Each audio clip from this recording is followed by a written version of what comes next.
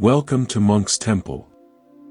Let us begin not with a list, but with a breath.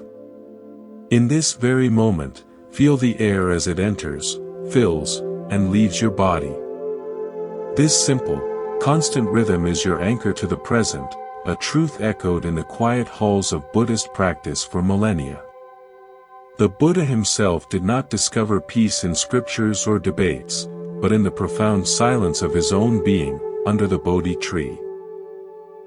He realized that the end of suffering was not about adding more knowledge, but about subtracting the noise, about returning to a natural state of clarity that was always there, like a still pond beneath the wind-stirred surface. Today, we embark on a gentle exploration of that same inner landscape. We will walk through timeless principles not as rigid steps, but as familiar landscapes in the territory of your own heart. I will share stories. Some drawn from the deep well of tradition, and many from the simple, profound moments of an ordinary life observed with soft eyes. Our goal is not transformation into someone new, but a homecoming to who you have always been. Let me share a story with you. Years ago, I found myself in a vast, bustling train station in a foreign city. Signs were in a language I couldn't read, announcements were a blur of noise, and a sea of people moved in every direction with urgent purpose. I had a ticket to a destination, but in my confusion and rising panic, I couldn't decipher the board, couldn't find my platform. I stood frozen in the center of the grand hall, my heart pounding, feeling utterly lost. In that moment of overwhelm, I remembered a simple teaching. Instead of frantically scanning the chaos, I closed my eyes. Just for a few seconds. I felt my feet on the cool marble floor. I listened to the distant hum of the crowd not as a threat, but as a single, vast sound. Like the ocean. I took one deep, deliberate breath. When I opened my eyes, nothing about the station had changed. But everything about me had. The panic had receded like a tide. My vision cleared. I walked calmly to an information kiosk, showed my ticket with a steady hand, and was gently directed to my train. The stillness wasn't in the station, it was in me. I just had to remember it was there. This is our first, and most essential practice. Remembering the sanctuary of stillness that resides within you, regardless of the station you find yourself in. If this notion of finding a calm center within life's chaos speaks to you, I warmly invite you to subscribe to Monk's Temple. Think of it as choosing to visit this quiet space together regularly, to deepen these conversations and nourish that inner sanctuary. You are welcome here. Now, from that place of inner quiet, we can perceive more clearly. Often, we move through our days as if our mind is a room where someone has been tossing thoughts and emotions like scattered papers for years. We feel anxious, overwhelmed, but we don't know why. We just live in the mess.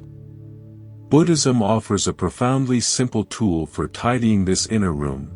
The practice of self-reflection through mindful writing. This isn't about crafting a perfect diary, it's about developing a compassionate friendship with yourself. The Buddha taught that we are shaped by our thoughts. To understand our life, we must understand the thinker. Writing slows down the whirlwind. It takes a fleeting, fearful thought and gives it form on a page, where you can look at it with kindness and curiosity, as you would a curious object found in the woods. I knew a man, a retired bus driver named Walter. Every evening, without fail, he would sit at his kitchen table with a thick, well-worn ledger. He'd write for 20 minutes, his brow furrowed in concentration.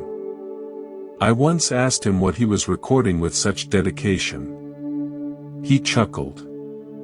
"Oh, I'm not recording anything, son," he said. "I'm unpacking." All day, the world pours into this old bus, stories, worries, the weather, memories. By evening, my mind feels full. So I open this book, and I just unpack it all. The rude passenger from the morning, the beautiful sunset over the river route, the worry about my sister's health, the taste of my lunchtime apple. I put it on the page. Then, I can close the book, and my mind feels light enough to sleep. Walter, without any philosophical training, was a master of this Buddhist-aligned practice. He was practicing vipassana, insight.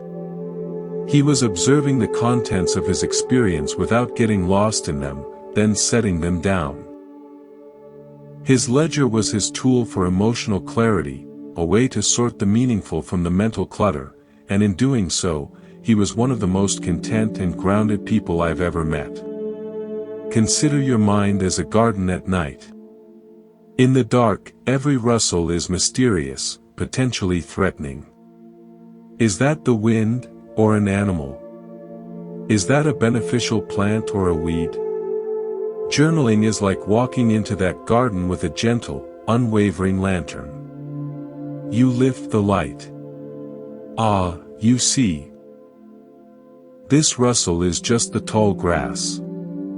This shape is my rosebush, not a monster. And over here, that's a weed of resentment that needs pulling. The light doesn't change the garden, it changes your relationship to it. It dispels the fear of the unknown. When you write, "I am angry about the meeting today," you lift the lantern. You see the anger. You can then ask, with the light of awareness, what is beneath this anger? Is it hurt? A feeling of being disrespected? A fear of inadequacy? The writing becomes a dialogue of discovery, not judgment. It is how you learn the unique language of your own heart, so you are no longer a stranger to yourself. Let us continue. Having touched the stillness within and begun the gentle art of self-reflection, we naturally arrive at a crossroads each morning. How will we meet the day?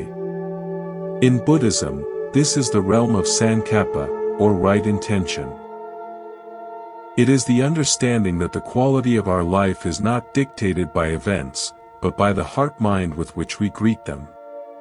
An intention is not a goal to be achieved out there, it is a quality to be cultivated in here. "I will be peaceful" is far more powerful than "I will have peace," because the former is a compass you carry within, while the latter is a destination that may never come. I learned about the power of a whispered intention from a surprising teacher. A master glassblower named Ilara. I visited her studio, a place of fierce heat and mesmerizing beauty.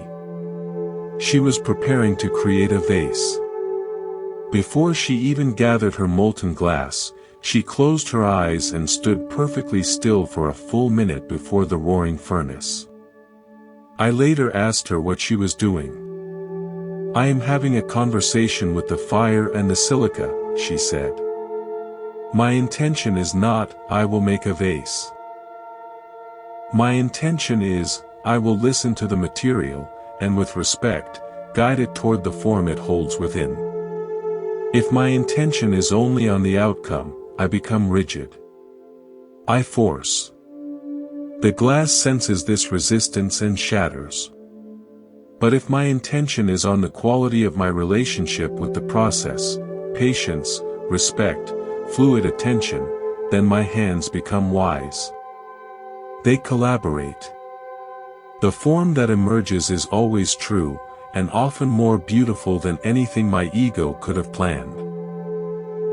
Her work was breathtaking, each piece possessing a unique, alive grace. She taught me that a skillful intention aligns us with the flow of life itself, rather than setting us in opposition to it. Think of your day as a vast, blank canvas. Waking up without an intention is like approaching that canvas with every color on your palette and no vision. You make frantic, reactive strokes, a splatter of red anger here, a smear of gray anxiety there, a hasty line of hurried obligation. By noon, the canvas is a chaotic mess, and you feel drained and dissatisfied. Setting a conscious morning intention is like choosing, with calm deliberation, a single hue for the day. Perhaps today's hue is patience, a soft blue. As events arise, the slow line at the coffee shop, a demanding email, a child's tantrum, you don't reach for the reactive red of frustration. You remember your blue. You respond with the brushstroke of a deep breath, the stroke of a measured tone. The painting that emerges by evening may still have challenges in its composition, but it will have coherence, harmony, and a quiet beauty. The intention was the unifying color that made sense of it all. This practice is deceptively simple, yet it rewires your neural pathways. Neuroscience confirms that what we consistently focus on shapes the brain. By setting a daily intention like, today, I will move with kindness, or, today, I will receive challenges with curiosity, you are literally strengthening the neural circuits for those qualities. You are not waiting to feel kind, you are choosing to act from kindness, and the feeling follows. The Buddha's path is a path of deliberate cultivation. We cultivate weeds of suffering or flowers of peace through countless small, daily choices. The morning intention is the first, most important choice of the day. Now, from this grounded and intentional space, we can turn our attention outward in the most healing way, through the art of deep listening. In a world shouting for attention, true listening is a revolutionary act of love. It is the practical heart of karuna, compassion. The Buddha embodied the ideal of the compassionate listener, one who hears not just words, but the suffering and hope behind them. To listen deeply is to offer a sanctuary for another soul to exist, fully and authentically, in your presence. I recall a man named Henry who ran a small, old-fashioned shoe repair shop in my neighborhood. His shop was a quiet cave of leather and polish. People didn't just bring him shoes, they brought him their stories. A young lawyer would come in with scuffed heels and talk about her fear of not being tough enough. An elderly widower would bring his best shoes for a shine and speak of his loneliness. Henry, bent over his workbench, would listen. He rarely offered advice. He'd nod, make a sympathetic sound, ask a gentle question. That case sounds like a real burden, he might say, or, it's hard when the house is so quiet, isn't it? He gave them the priceless gift of feeling profoundly heard. In that dusty shop, he wasn't just repairing leather. He was, in a small way, repairing the worn soles of the spirit. He was a beacon of deep listening, and people left his shop standing a little taller, not just because of their shoes, but because a piece of their inner world had been witnessed and validated. Deep listening requires us to step out of the small, noisy room of our own self-concern. Imagine your mind is a lake. Normally, the surface is choppy with your own thoughts, plans, and judgments. When someone speaks, their words are like stones tossed into your lake, but you're so busy creating your own waves that you barely notice the ripples they make. Deep listening is the practice of calming your own waters to a perfect stillness. When the other person speaks, their stone creates clear, distinct, beautiful ripples that travel all the way to your shore. You see the exact shape, size, and force of their feeling. You receive the communication in its totality. This doesn't mean you agree, it means you truly comprehend. And in that still, receptive space, your response, when you finally offer it, comes not from reaction, but from clarity.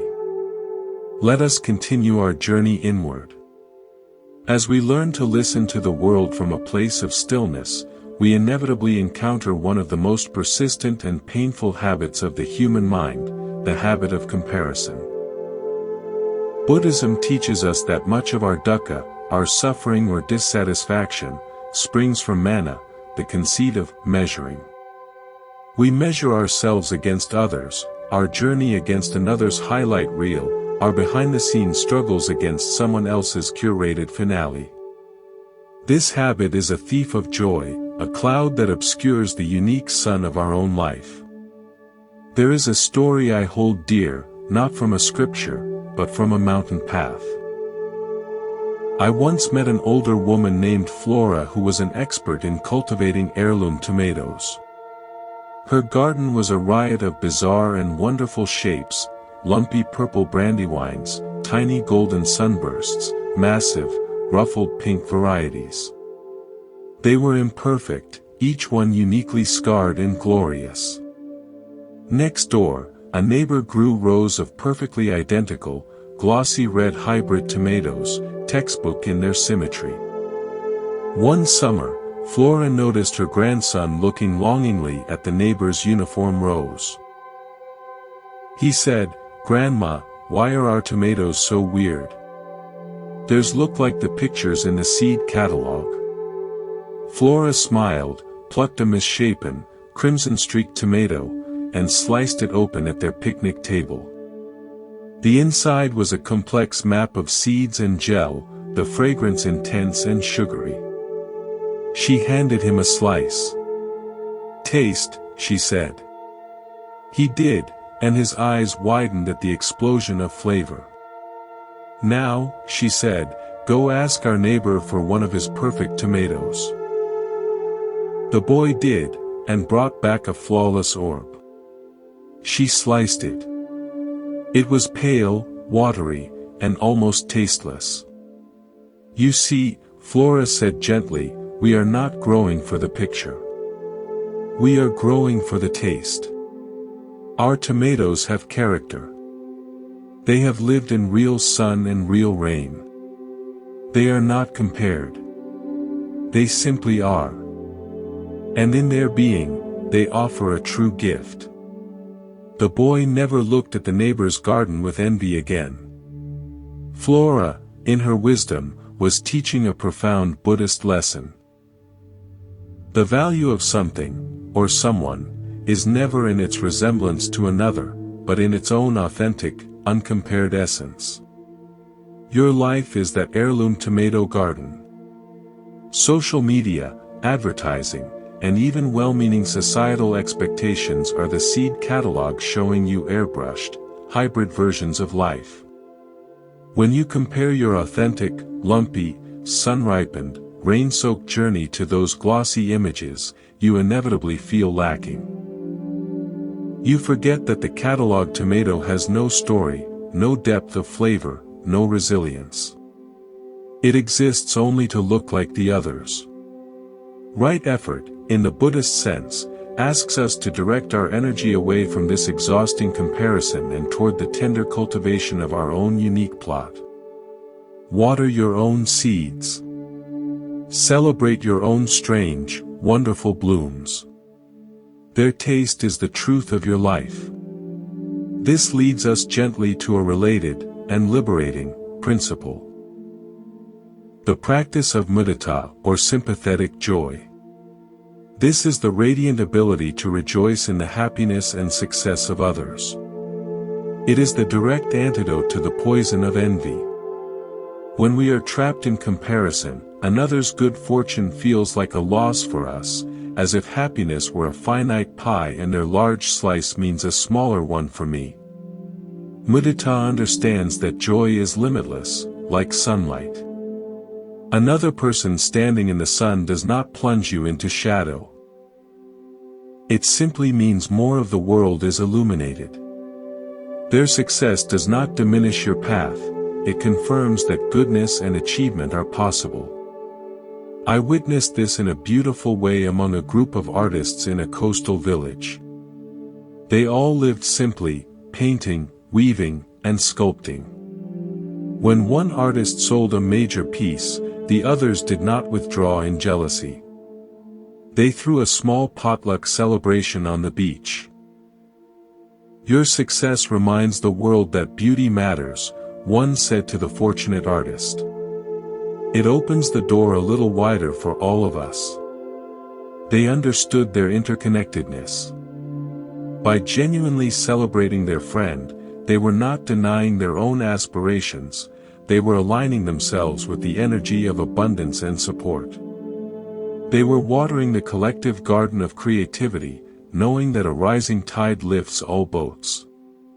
Practicing mudita is a conscious choice. When you see a colleague get a promotion, instead of the inward wince, try the mental whisper, "How wonderful for them. May their success bring them joy and may it contribute good things." This small shift moves you from the constricted world of scarcity to the expansive universe of shared abundance. It frees up immense emotional energy previously wasted on resentment, energy you can now pour back into your own garden. Now, let us go deeper, to the very engine of our emotional turbulence. Our attachments. The Buddha identified attachment, or upadana, as a fundamental cause of suffering. This, too, is often misunderstood. Non-attachment is not indifference. It is not loving your family less or caring about your work with less passion. It is about the quality of your hold. It is the difference between a loving embrace and a desperate clutch. One is open, giving, and free, the other is fearful, possessive, and draining. Imagine you are floating on a gentle river. This river is the flow of your life, its experiences, relationships, and changing circumstances. Attachment is the act of trying to lash your raft to a specific tree on the bank, a particular outcome, a permanent state of feeling, a fixed idea of how someone should be. You tie the rope, desperate to stay in that pleasant spot. But the river keeps flowing. The raft strains against the rope. You exhaust yourself trying to hold the position, fighting the current, terrified of being pulled away. This is the suffering of clinging. Non-attachment is the wise, courageous act of untying the rope. It is trusting the buoyancy of your raft and the intelligence of the river's flow. It means you fully enjoy the serene stretch of water when it comes, you navigate the rapids with alertness when they appear, but you do not waste your life force trying to freeze the river in one place. You engage with it all, the calm pools, the rocky passages, the sunlight dappling the surface. With openness and participation, but without the futile demand that it conform to your rigid preference. This philosophy invites a profound emotional resilience.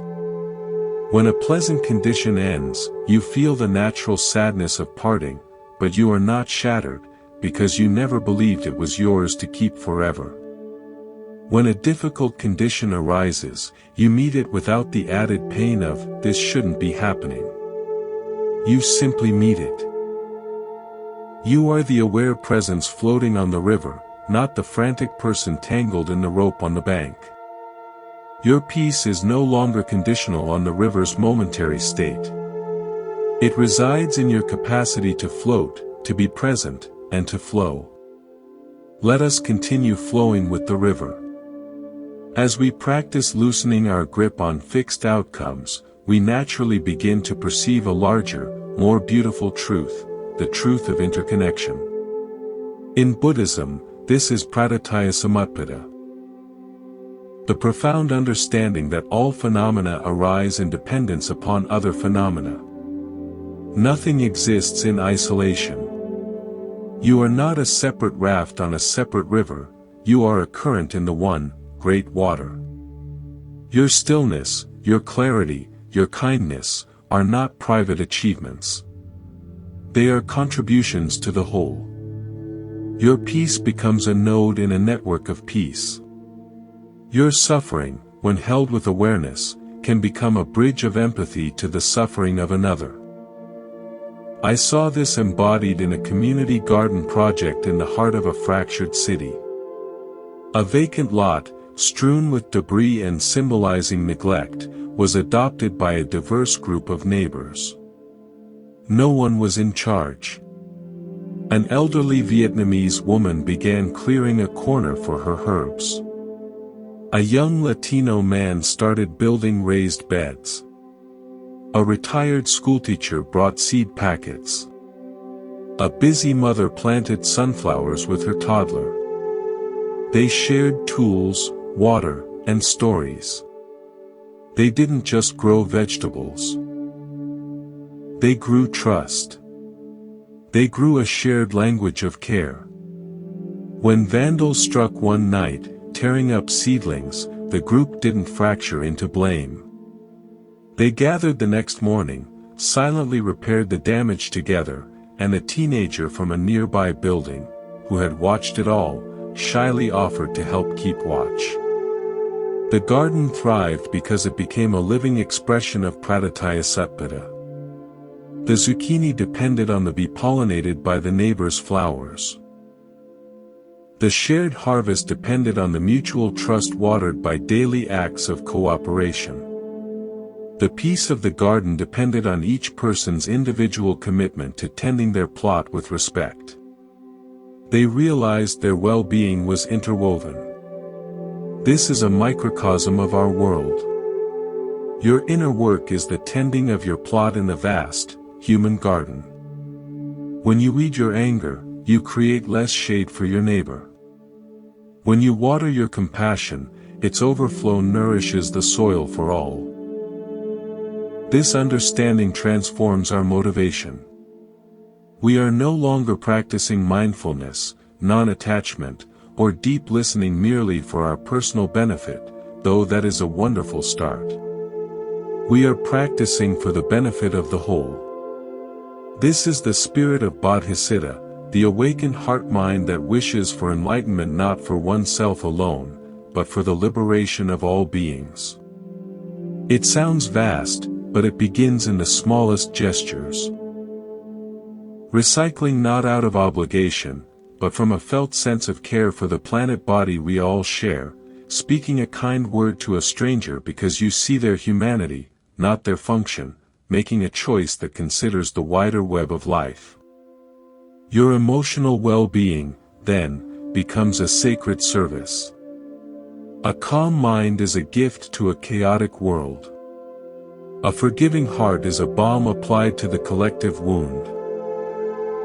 Now, let us bring our attention to a powerful, everyday practice that can weave all these threads together, the cultivation of gratitude.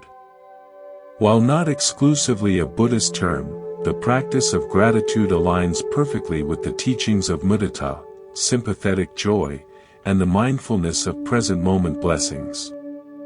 Gratitude is the conscious turning of attention from what is lacking to what is abundantly, miraculously present.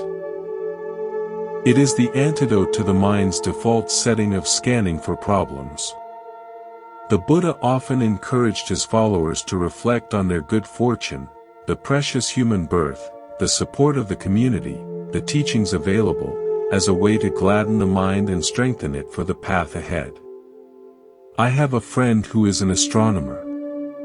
She spends her nights looking into the infinite abyss of space, studying the death of stars and the cold voids between galaxies. One might think this would lead to a sense of existential bleakness. Yet, she is the most grateful person I know. I asked her how this could be.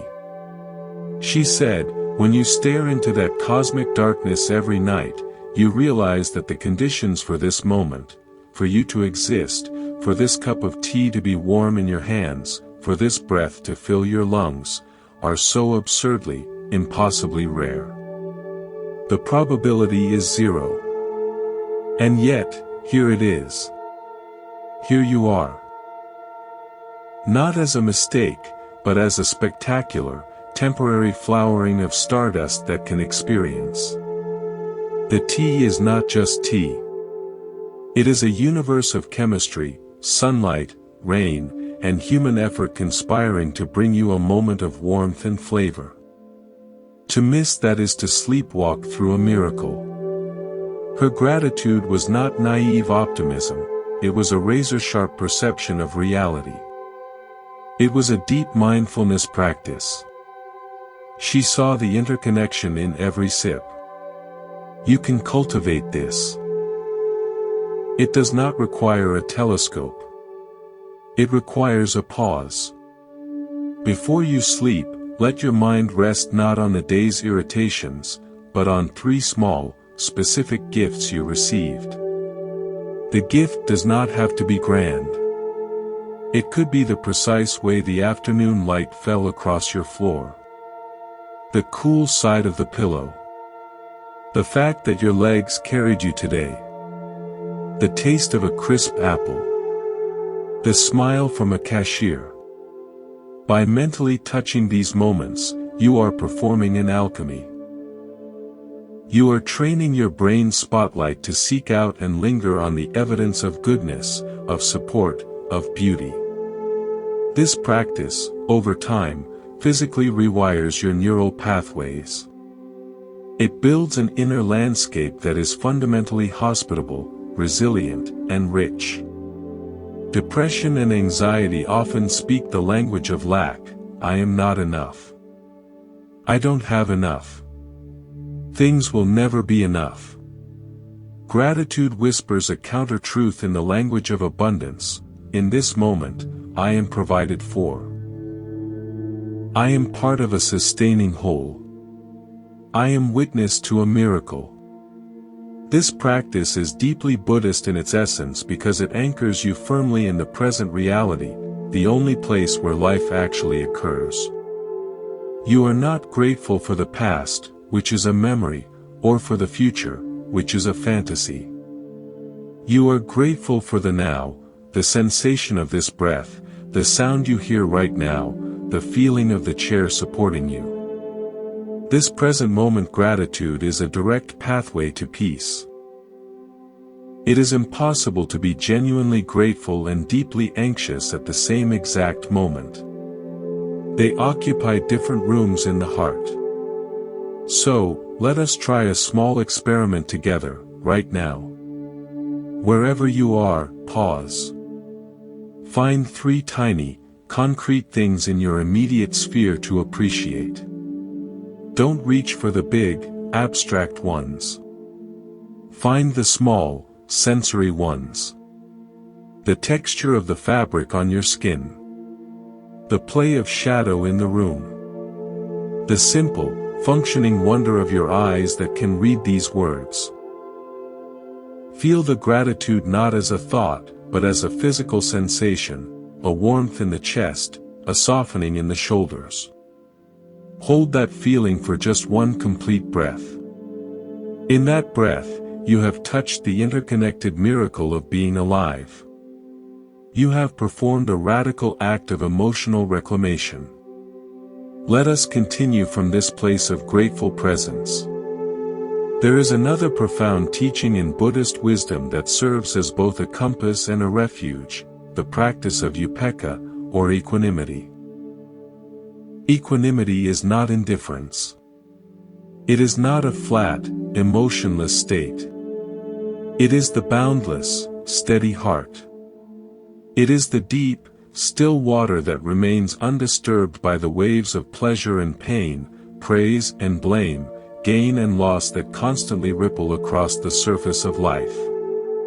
The Buddha described it as a state of mental balance, of non-preference, that allows us to meet all experience with clarity and compassion, rather than being tossed into reactivity.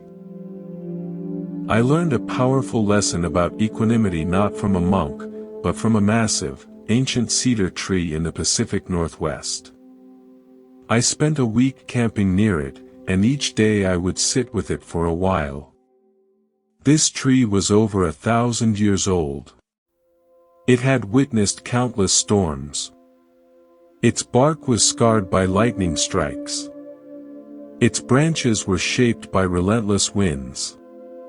Some limbs were lush and full, others were broken and bare. Seasons crashed over it. The pelting winter rain, the scorching summer sun, the quiet decay of autumn, the bursting life of spring. And yet, the tree's essential stance was one of profound, unshakable equanimity. It did not contract in fear during the storm, it swayed and rooted deeper. It did not cling desperately to its spring leaves, it released them when it was time. It did not resent the broken limbs, it simply grew around the wounds. It received the sun and the rain, the birds and the insects, with the same grounded, open presence. It was in the weather of the world, but not of it. Its identity was not storm-battered tree or sun-drenched tree. It was simply tree, meeting each condition with the appropriate, balanced response. In its silent presence, it taught Upeka. Our goal is not to become an unfeeling stone, but to cultivate the resilient, wise balance of that ancient cedar. In our own lives, we are constantly presented with the 8 worldly winds, as described in Buddhist texts: gain and loss, fame and disrepute, praise and blame, pleasure and pain. Our suffering amplifies when we chase one pole and desperately flee the other. We crave praise and wither under blame. We cling to pleasure and are devastated by pain. Equanimity is the cultivation of inner space so that when these winds blow, we are not uprooted. We feel the praise, but we don't inflate our identity around it. We feel the blame, but we don't collapse our worth because of it. We acknowledge the pleasure without addictive clinging, and we meet the pain without drowning in it. This creates a phenomenal emotional freedom. You are no longer a puppet jerked by the strings of external circumstance. How do we cultivate this? We start small, in the laboratory of daily life. When you receive a minor criticism, notice the immediate hot flare of defensiveness. Instead of fueling it with a story of injustice, just feel the physical sensation, the heat in the face, the tightness in the chest. Breathe into it. Say to yourself, this is the wind of blame. It is blowing. I feel its sensation. By naming it and feeling it directly, you create a gap between the stimulus and your identity. You are not the blamed one. You are the awareness experiencing a temporary sensation called reacting to blame. Similarly, when you receive a compliment, enjoy the warm glow, but also notice the subtle pull to cling to it, to want more, to start constructing a praised self. See that, too, as a passing weather pattern. This is the wind of praise. It is pleasant. And it, too, will pass. This practice of balanced observation is the root of equanimity. Now, let us explore a concept that can liberate us from a tremendous amount of self-inflicted suffering, the idea of anatta, or not self. This is a subtle and profound pillar of Buddhist wisdom. It does not mean you don't exist. It means that what you typically call me, or I, a solid, separate, permanent entity, is more accurately a fluid, interdependent process. You are a river of changing physical sensations, fleeting emotions, transient thoughts, and shifting perceptions. There is no fixed, unchanging captain in the river, there is just the flowing. When we grasp at a thought, this is my brilliant idea, or an emotion, this is my terrible anger, as a permanent definition of self, we suffer.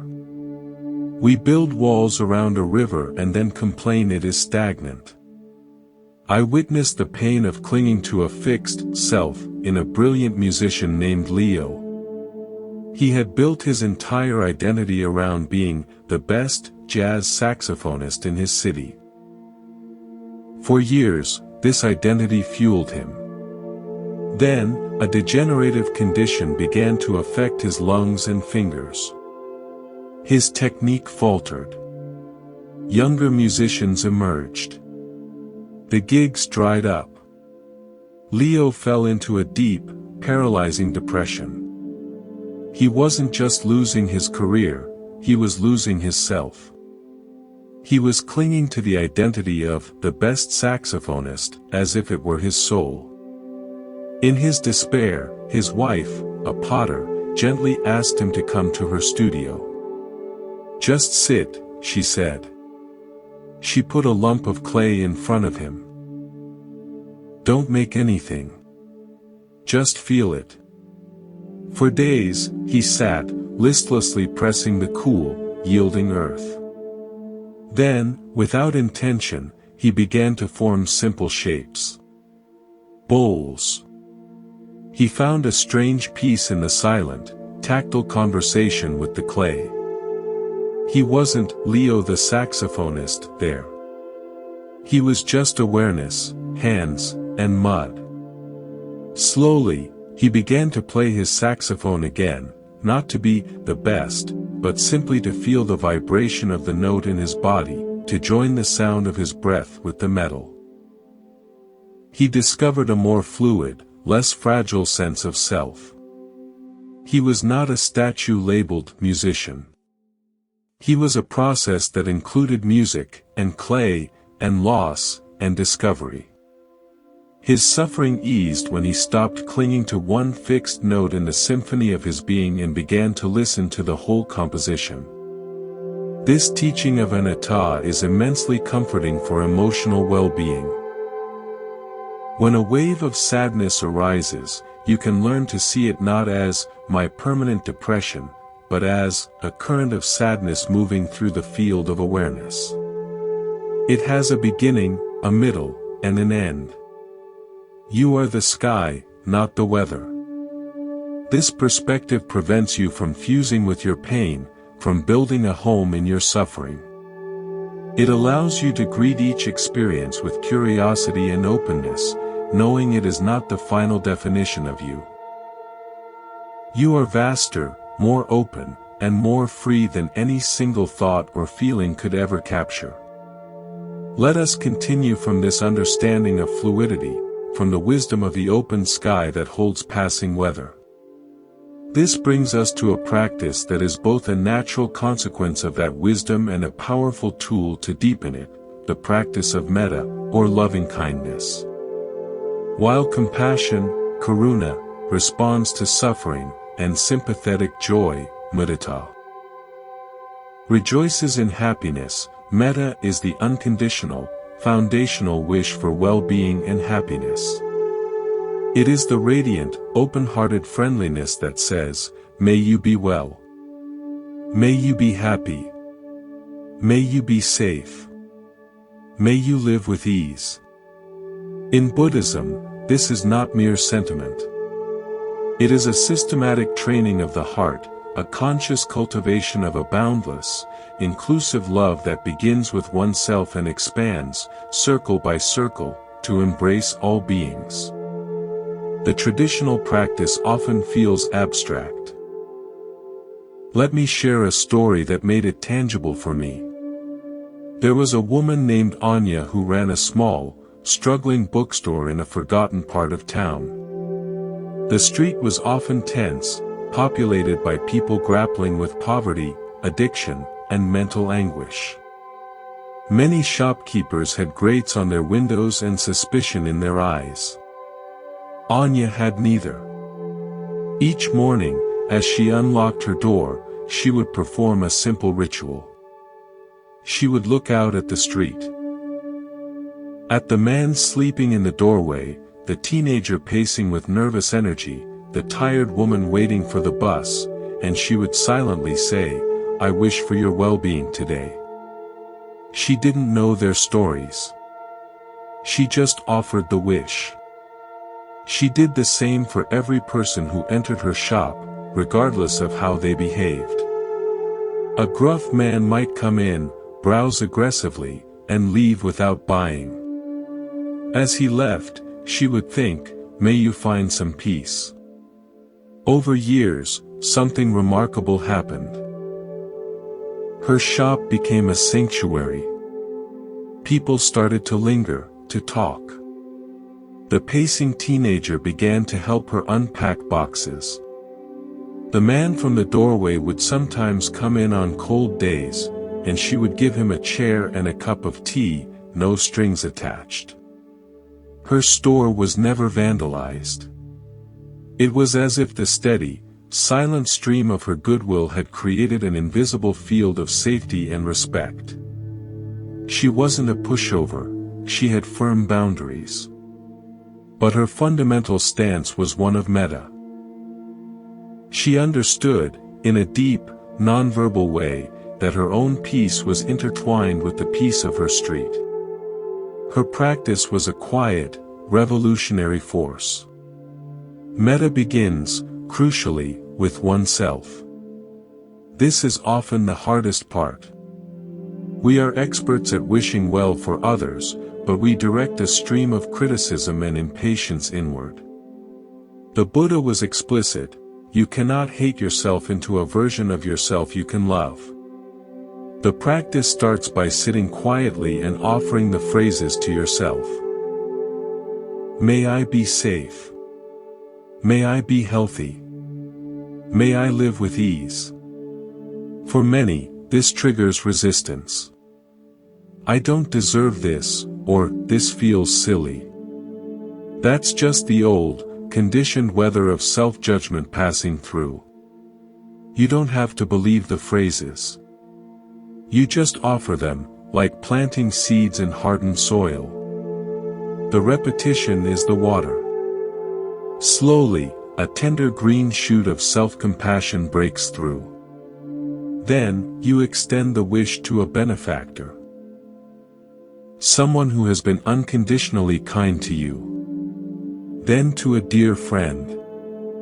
Then comes the powerful, transformative part. You offer metta to a neutral person, someone you see regularly but have no strong feelings about, like a checkout clerk or a neighbor you only nod to. This stretches the heart beyond its familiar territories of liking and disliking.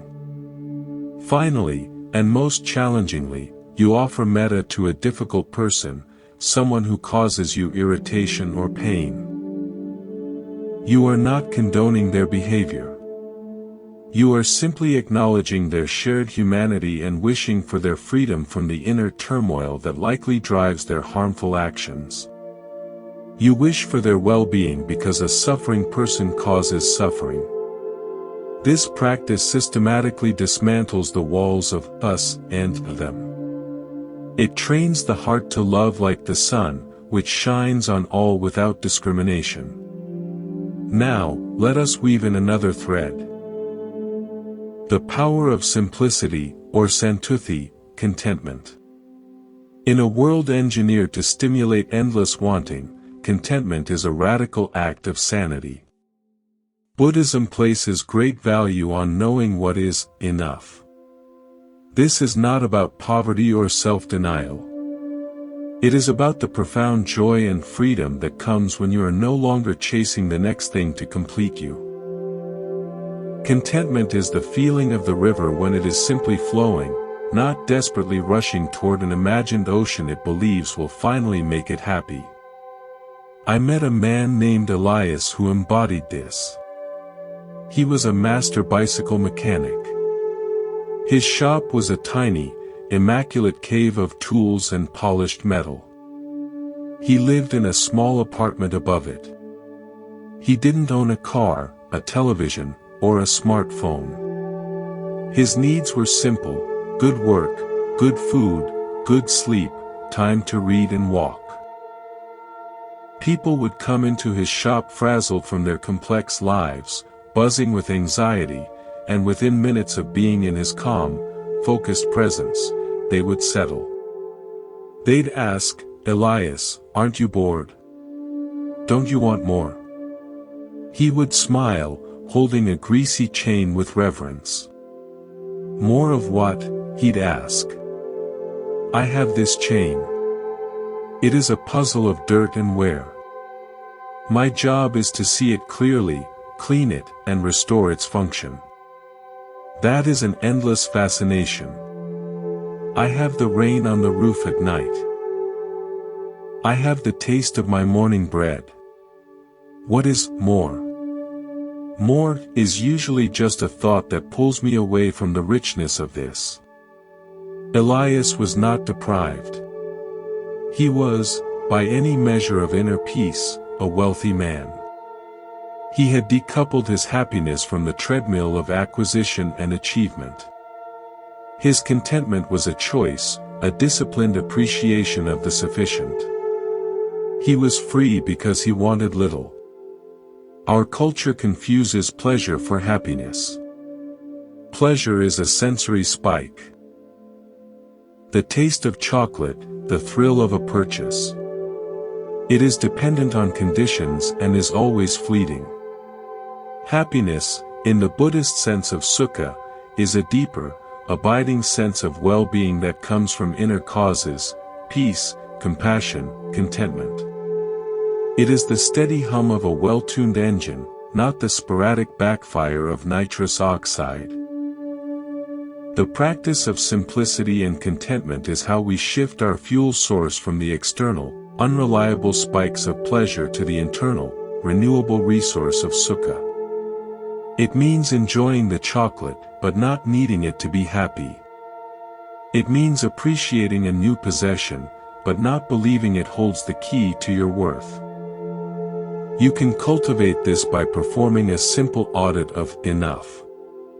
At the end of the day, ask, did I have enough food? Enough shelter? Enough companionship? Did I do enough meaningful work? The answer, for most of us, is almost always yes. Feel the truth of that yes in your body. Let it be a grounding wire. When the mind spins off into fantasies of a future where a different car, job, or partner will finally bring peace, gently bring it back to the tangible sufficiency of this breath, this moment. The future is a thought. This breath is real. Contentment lives here. Let us continue from this place of simplicity, from the uncluttered heart. With a mind less burdened by wanting and comparing, we can see more clearly a fundamental truth that shapes all our experiences, the principle of karma.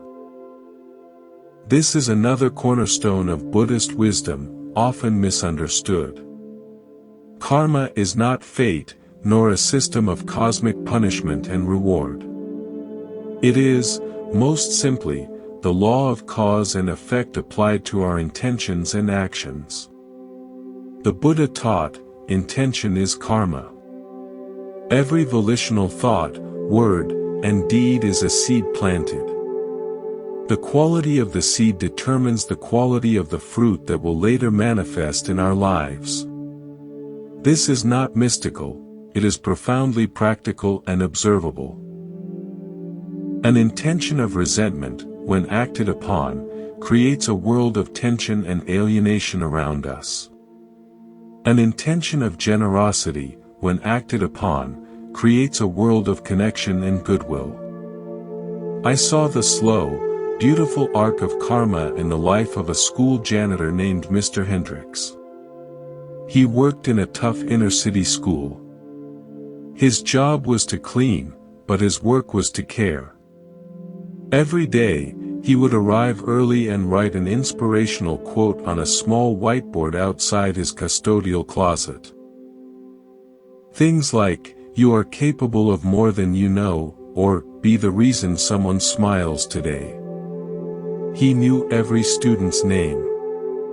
If he saw a kid looking dejected, he'd offer a mint and a quiet, "Tough day. It'll pass." He picked up trash without complaint, fixed wobbly desks, and always had a kind word. He was a background figure, a steady, gentle hum in the chaotic ecosystem of the school. Years later, a local newspaper ran a story about successful alumni from that struggling school. Reporter after reporter, doctor after teacher, all mentioned Mr. Hendricks. Not a famous donor or a visionary principal. The janitor. One now successful businessman said, in a place where I felt invisible, he saw me. He told me I mattered. That stuck with me more than any algebra lesson. Mr. Hendricks had planted thousands of seeds of simple, human recognition. Decades later, he was living in a forest of gratitude he never planned, receiving care and visits from those grown children. His karma was the quiet, consistent intention of respect, and its fruit was a legacy of profound, unexpected love. He understood that his inner world, his choice to be kind, was actively shaping his outer reality. This understanding empowers us tremendously. We are not passive victims of circumstance. We are active participants in creating our emotional climate. If you plant seeds of patience, you will eventually harvest a more patient life. If you plant seeds of complaint, you will reap a harvest of dissatisfaction. The fruit isn't always immediate or obvious. The seed of a great oak takes time. But the direction is set by the seed. Therefore, the most important work is tending to the quality of the seeds, our moment-to-moment intentions. Before you speak, pause. What seed am I about to plant? Is it a seed of criticism or a seed of understanding? This mindful gap is where we exercise our freedom and shape our karma. Now, let's explore a concept that provides the ultimate context for this cycle of cause and effect, samsara. In Buddhism, samsara is the cycle of birth, life, death, and rebirth, driven by karma and ignorance. But on a psychological, everyday level, we can understand samsara as the repetitive, habitual loops of thinking and behaving that keep us stuck in suffering. It's the argument you have with your partner that feels exactly like the last one. It's the same wave of anxiety that hits you every Sunday night. It's the familiar trap of procrastination or self-doubt. Samsara is the wheel of conditioned reactions, and our emotional pain often comes from our unconscious loyalty to these familiar ruts. I witnessed a powerful liberation from a samsaric loop in a friend named Clara. Clara had a pattern.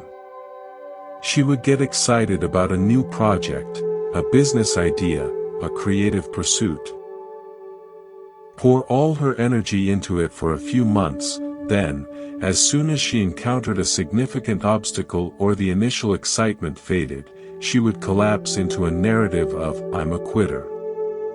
I never finish anything. I'm not good enough." This cycle had repeated for 20 years. It was her personal samsara. One day, in the middle of this familiar crash after a failed bakery venture, instead of spiraling into the old story, she did something different. She got a huge piece of paper and drew a circle. She divided it like a pie chart, labeling each slice with a stage of her cycle: the big idea, passionate rush, first major hurdle, the story of failure, shame and collapse, numb rest, and back to the big idea. She saw the wheel. For the first time, she saw it as a pattern, not as her immutable identity. She saw that the story of failure slice was the key. It was the thought that turned a hurdle into a personal condemnation and guaranteed the collapse. Her task, she realized, wasn't to never have hurdles. It was to change her relationship to the story slice. Her new intention became, when I hit a hurdle, I will see it as part of the work, not as proof of my identity. The next time she started a project, a community garden, and the first major problem arose, a water leak, she noticed the old story rising. See? You fail at everything. But because she had mapped the wheel, she could smile and say, "Ah, there's that story. That's just a slice of the old wheel. The truth is, there's a leak. What's the solution?" She fixed the leak. The wheel stopped turning. She had stepped off her samsara. She was free. Your emotional well-being depends on spotting your own wheels. What are the repetitive thought loops that cause you pain? The worry wheel that spins from one catastrophic fantasy to the next. The resentment wheel that replays old injustices. The comparison wheel. Mindfulness is the light that lets you see the wheel. The moment you say, "Ah, this is my worry wheel starting up," you are no longer blindly on it. You are the one observing the spinning. From that place of observation, you can choose to step off. You can plant a new seed, a karma of mindful pause, which will eventually grow into the fruit of a new, freer pattern.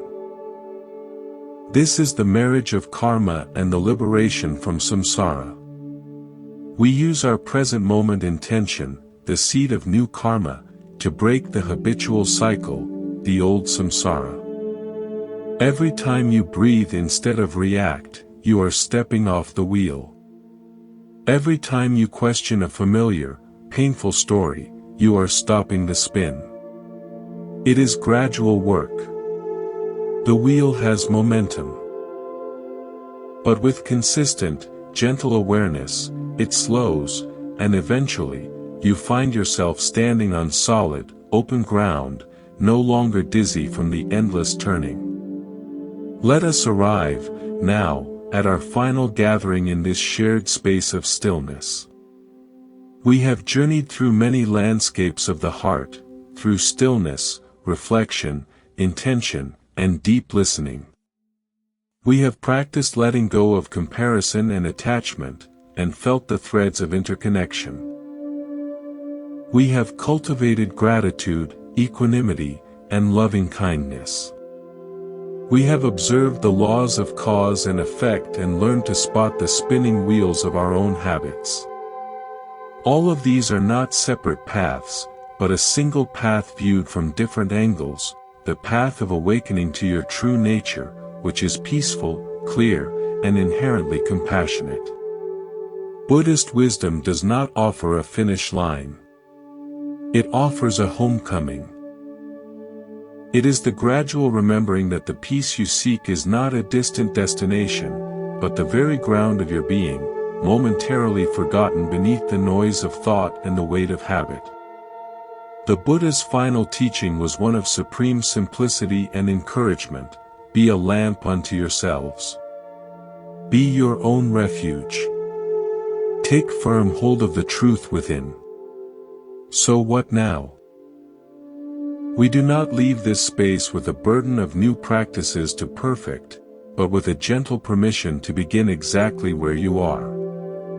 The entire journey can be contained in a single, conscious breath.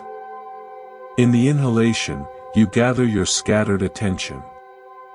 In the pause, you touch the stillness. In the exhalation, you release what you no longer need to carry. That is it. That is the practice. Everything else, the journaling, the meditation, the mindful listening, is merely a loving support to help you return, again and again, to the truth of that breath. I will leave you with one last, original story from the lore of MONKS temple. A young seeker came to an old master, overwhelmed. "There are so many teachings," she said. "So many practices. Mindfulness, compassion, non-attachment. I try to hold them all in my mind, but I feel I am failing at all of them." The master nodded, picked up a simple clay cup, and handed it to her. "Hold this," he said. She did. What is its nature? He asked. It is hard. It is curved. It is meant to hold water, she replied. Good, said the master. He then led her to a nearby stream. Now, he said, fill the cup with the river. She knelt and dipped the cup into the flowing water, filling it. What do you have? He asked. I have a cup of river water, she said. No, the master said gently. Look more closely. You have the river, temporarily shaped by the cup. The cup does not change the river's essential, wet, flowing nature. It simply gives it a momentary form, so you can drink from it. The teachings are the cup. Your awareness is the river. Do not confuse the clay vessel for the water of life itself. Use the cup to drink. Then set it down. The river continues to flow. Your task is not to become a perfect vessel. Your task is to remember you are the water. All these habits and principles are merely cups. Useful, beautiful, temporary forms to help you taste your own true nature. When they feel heavy, set them down. Return to the flow of your breath, to the sensation of being alive. That is where freedom lives. From all of us here at Monk's Temple, we thank you for the profound gift of your attention. May the peace you have touched here ripple out into every corner of your life. May you walk gently, speak kindly, and listen deeply. May you remember, in moments of joy and difficulty alike, that you carry an unshakable sanctuary within you. You are home. Go in peace.